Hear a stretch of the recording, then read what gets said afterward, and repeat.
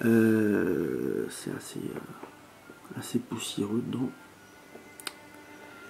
La petite étiquette voilà, dont je vous parlais tout à l'heure.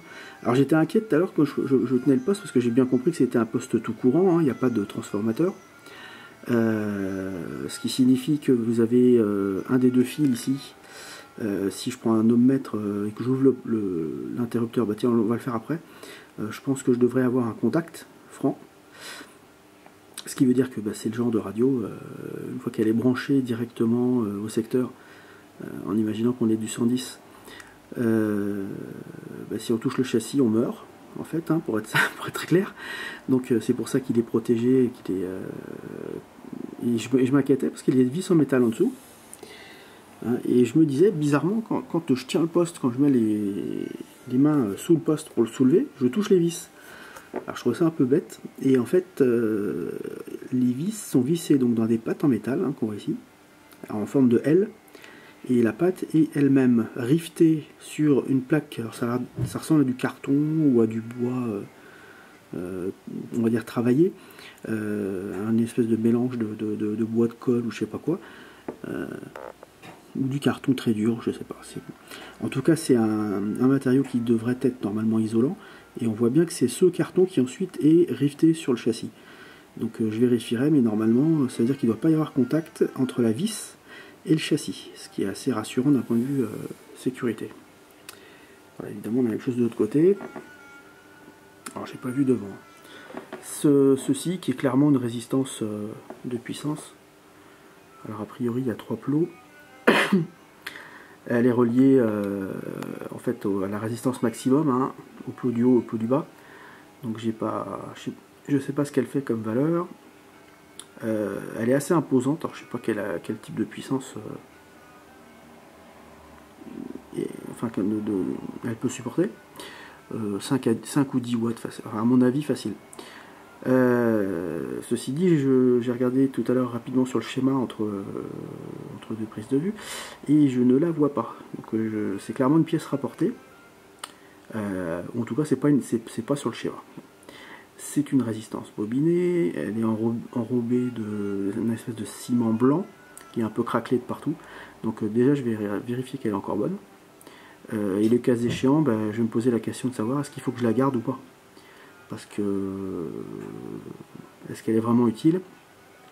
Est-ce que c'est pas quelqu'un qui s'est dit tiens, le poste est en 110 mais moi je suis en 220, je vais essayer de... Bon, ça me semble quand même, pour faire chuter la tension de 220 à 110, je sais qu'il y a des petites résistances chutrices qui se vendent dans des boîtes prévues pour et qui servent à ça, mais quand même je trouve que le procédé est un peu gros.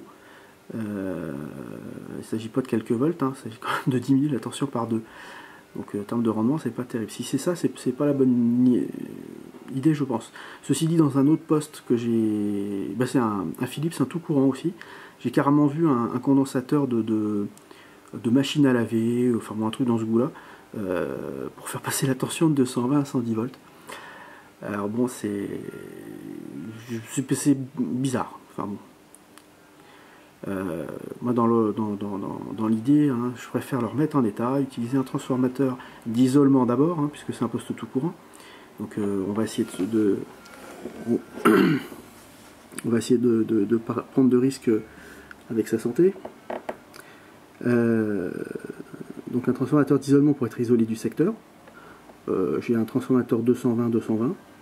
Et puis derrière j'ai ou un variac pour descendre à 110, ou j'ai même un autotransfo qui pourra servir derrière un transformateur d'isolement, c'est pas très grave, puisqu'on est quand même isolé du secteur par le transformateur d'isolement. L'autotransfo, je rappelle, n'isole pas du secteur, puisqu'en fait c'est une simple self avec une prise au milieu, quoi, hein.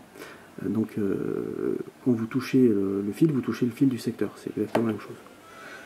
C'est pas très sécurisant, quoi. Alors évidemment, je pourrais pas mettre le châssis à la masse. Alors au fond, on a une self. Bon, je crois que de toute façon, pour regarder mieux, il faudra que je le sorte du châssis. Mais bon, déjà ce que je vois, c'est que toutes les lampes y sont. Euh, il y a des indications. Tiens, il y a une autre étiquette ici.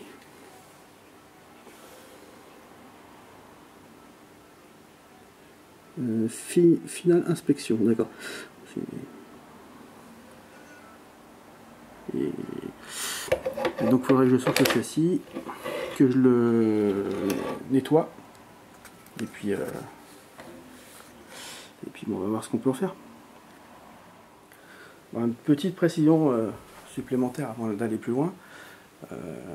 Donc j'essaye d'enlever les boutons. Celui-ci, tout à l'heure j'ai pas eu de problème, voilà. Celui-là, oui, il est dur, et en fait je n'y arrivais pas tout à l'heure. Bon, j'ai déjà réussi à l'enlever une fois, mais je voulais vous montrer. J'ai simplement un bout de ficelle. Alors, de différentes sections, ça peut être bien, parce que là il est un peu gros. L'idée c'est de le passer en dessous et de tirer. J'ai déjà eu l'occasion de faire ça plusieurs fois. J'ai systématiquement des problèmes de boutons sur mes postes. Je sais pas pourquoi, ça doit être mon... Voilà, et ça s'en va tout seul. Enfin, quelquefois c'est dur. Alors celui-là par contre était très dur. J'ai pas réussi à l'enlever vraiment, j'ai réussi à le reculer un peu. Mais je sais pas pourquoi, dès que j'ai un poste, hein, systématiquement, il y a un truc qui va pas, c'est qu'il y a un bouton récalcitrant, c'est obligé. Vraiment dur. L'idée c'est de surtout pas mettre un tournevis dessus, parce que vous allez casser le plastique, bien sûr. Ça recule, mais voilà. Ça aide en fait à tirer le bouton. Et bon, il y a un peu de rouille dedans. Mais bon, c'est que le bouton. Donc une fois nettoyé, ça devrait aller. Voilà, je pense que beaucoup de gens connaissent le truc. Mais c'est tellement dommage de mettre un tournevis et d'éclater ou le plastique, voire même d'exploser le bouton. Que bon, autant trouver des solutions douces. Puis alors évidemment, après, il va falloir que je nettoie proprement ça, les boutons, et que je vérifie qu'on peut les remettre et les enlever facilement. Il ne faut pas qu'ils tombent tout seuls, mais il ne faut pas non plus qu'il faille utiliser des systèmes compliqués pour les retirer. C'est quand même dommage. Bon ben on va continuer hein, dans les trucs bêtes. Je voulais utiliser un tournevis. Le problème c'est que, bon, j'en ai utilisé plusieurs, mais le problème c'est que, notamment cette vis là, je la bouge pas, et j'ai pas envie de casser la vis.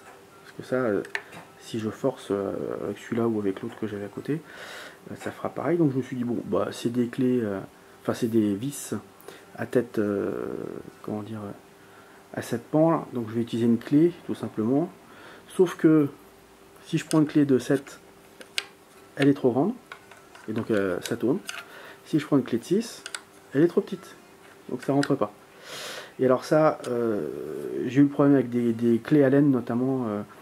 Dès que c'est du matériel américain, il faut il y a toujours des différences infimes, mais qui font que ça, voilà, ça marche pas. Alors je sais pas si c'est un format spécial ou, mais bon. Donc je vais prendre une pince normale, hein, mais bon, c'est pas très pratique. Ça veut dire qu'il faut à chaque fois des outils différents selon le type de poste sur lequel on travaille. Voilà. Donc le piège. Voilà, ça c'est la solution. Quelques gouttes sur... il y avait une des 3 vis qui voulait vraiment pas sortir. Quelques gouttes. On attend un peu. Et bon, après c'est un peu gras hein, forcément. Et ça vient tout seul.